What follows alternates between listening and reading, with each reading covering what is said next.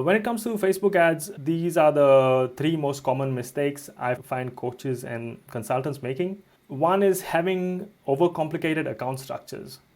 By that, what I mean is having multiple campaigns selling the same service or selling the same offer. What that does is if you have more than one campaign, when I say campaign, I mean a campaign inside Facebook and then the ad side and the ads. If you have more than one campaign selling the same offer or product, then the data is not shared between the two campaigns.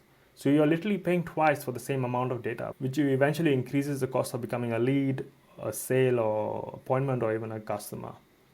So for example, this client right here had 71 campaigns selling the same funnel, selling the same appointment. And he was starting to see his costs go up constantly.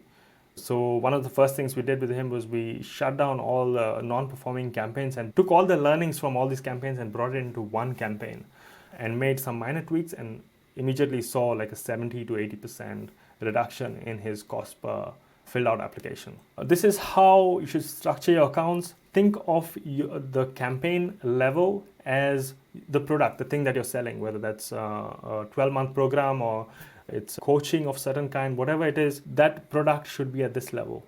The ad set is the audience who you're selling to. So if you're selling to the same product to two different audiences, then you need two different ad sets. This can be done through testing as well, like depending on interest groups, for example, you can have all the interest groups lined up with the same message under the same campaign. And the third part is the salesperson. By salesperson, I mean, what is the message that you're putting in front of these people? What is the creatives? The salesperson is who does the entire selling for you. Technically, make your ads so good that they should not need to leave the platform in order to know what you're selling or why they should buy from you.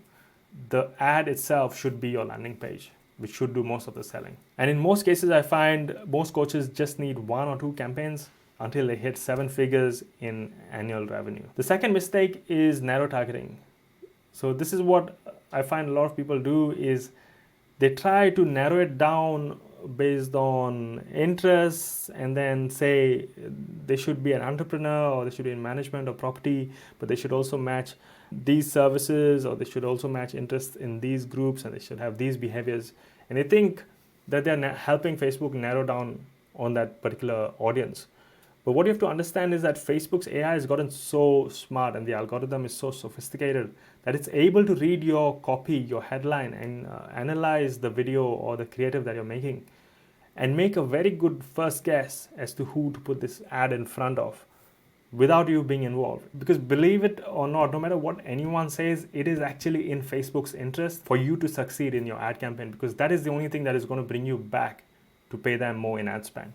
So in a lot of ways, a lot of coaches and consultants are making it difficult for themselves by adding too many layers on top. And this is increasing their cost and making their performance worse. So my recommendation is leave it to Facebook. Leave the targeting as broad as possible and make sure your copy does most of the heavy lifting for you, the headline and the creative.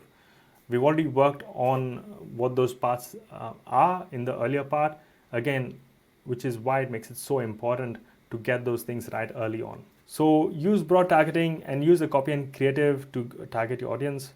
Once proven, find smaller audience pockets for the same offer. So once you've done that, then you can test that message against smaller groups of people as well. For example, online courses targeting professionals, other interest groups for these people might be people interested in quality or people interested in professional development or people interested in engineering. Once you've tested the message on a broad audience, then you can test that same message on a small audience and see if that converts better or if there's other opportunities and audiences that you can potentially tap into. And the third biggest mistake I find is making ads that look like ads.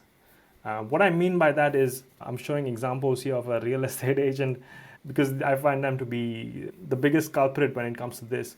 What a lot of people don't realize is that social media ads is very different from running ads on Google. Because when you're on social media, the reason people go on social media is not to be sold to. They're going there to be social, to be entertained, to connect with their friends and so on. So the last thing they want is to see your sales message that is trying to sell them something. It's like literally going to someone's house party and being sold on some Tupperware or something like that. That's what it feels like. What you need to do is make your ads feel more authentic, more natural, more showing your personality, your real self.